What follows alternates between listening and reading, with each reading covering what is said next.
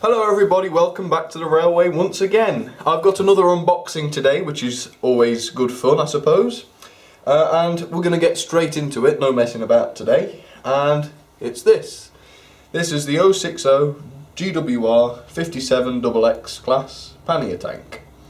And as you can tell from the box, really, it's one of those sort of oldish Hornby ones from the 70s and 80s. You can see on the end of the box there, the R number is R041 GWR Loco Pannier tank.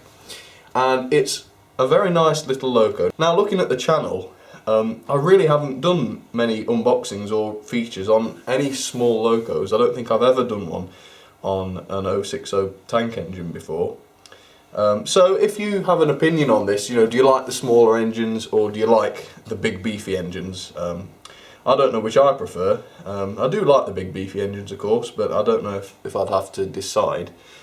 So let me know what you prefer to see. I know in the next video, or in the next few videos, I'm going to be doing a running video showing some big beefy locos. Definitely the 9F by request from Adrian, and possibly the 8F or maybe a Princess or something like that. Just big locos to contrast with this.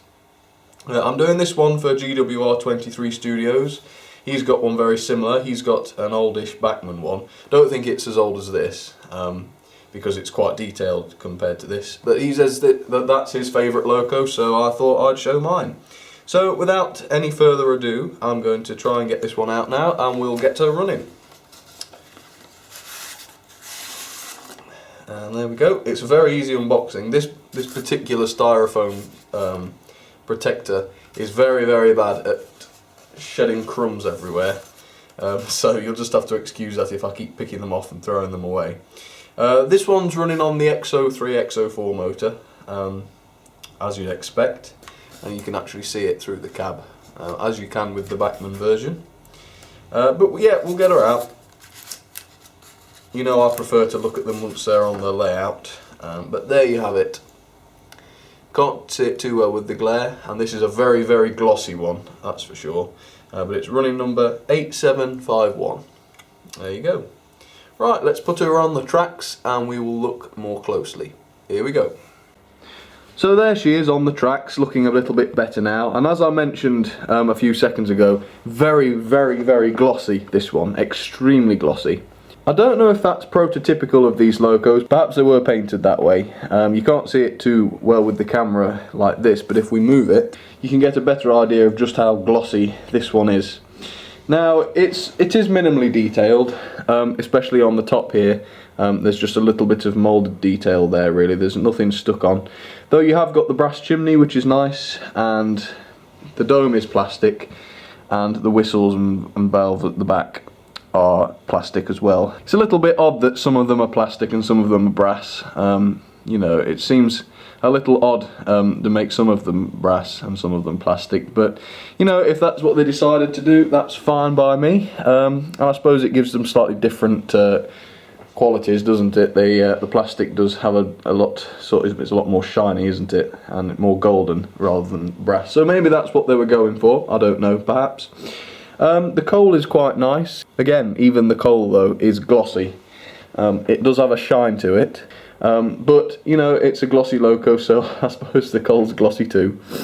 As I said, the cab is, I would guess, non-existent because the motor goes right the way through it. But never mind, because you can't really see far into the cab anyway with such small windows. And we haven't actually got glass in the windows either.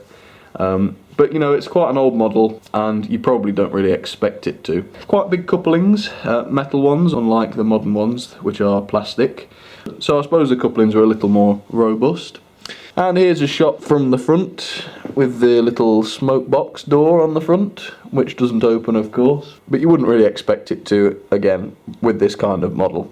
So once again, it's really a case of basic model. It looks the part. It's not going to be too delicate. There's no delicate parts really on it, so you're going to get some play value out of this one, I imagine. Not that I'd say it's a toy, but in the modern age, this sort of loco isn't really for the serious modeler. You wouldn't probably see this on a professional layout nowadays. However, it has charm, and once we get it running, hopefully you'll agree. It does have charm, it's a very nice loco. And let's do that, let's get it coupled up. Let's see if we can get a coupling shot. Okay, so we're going to do the couple from this angle now. I realise you won't be able to see the, the actual coupling too well. But hopefully you'll be able to see her move quite slowly. Now bear in mind, it is quite an old motor in there, so it's not going to be capable of what a modern motor might be capable of. But I personally think it isn't too bad, and I've certainly seen worse. So here we go, let's give it a try.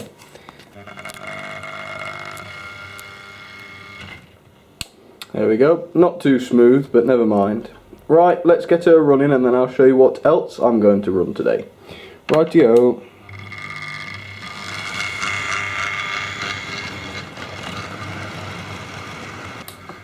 Okay, so sticking with the theme of mini tank engines, we've got the LMS 3F, I believe. As you can see, this is definitely more of a matte loco. You've seen her before, I'm fairly sure. She was from the Hornby Night Mail train set, although the coaches that she's pulling weren't. They are, I think, they might not even be Hornby coaches, I think they might be Lima. But it doesn't matter, they're LMS coaches too, and they seem to suit it very nicely, and I think she'll look quite reasonable alongside the little freight train we've got running. So let's get her running as well. Now she is a little more better at slow running, so let's try that. Yep, certainly not bad.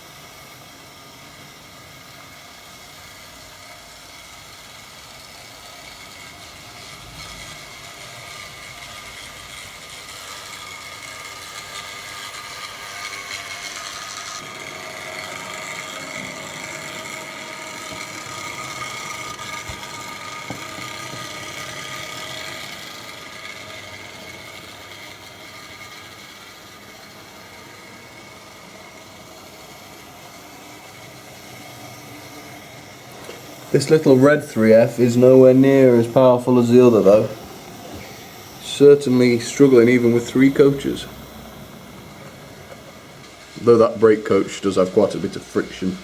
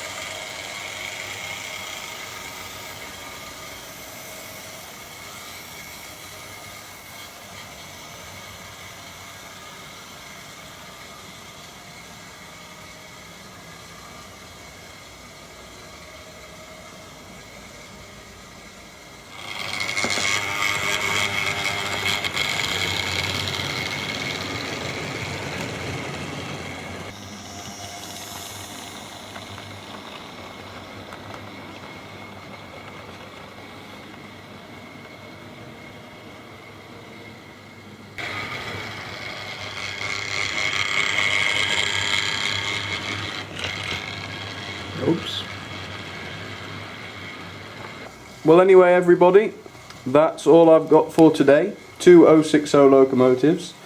Both have got their charm, but they're both very different.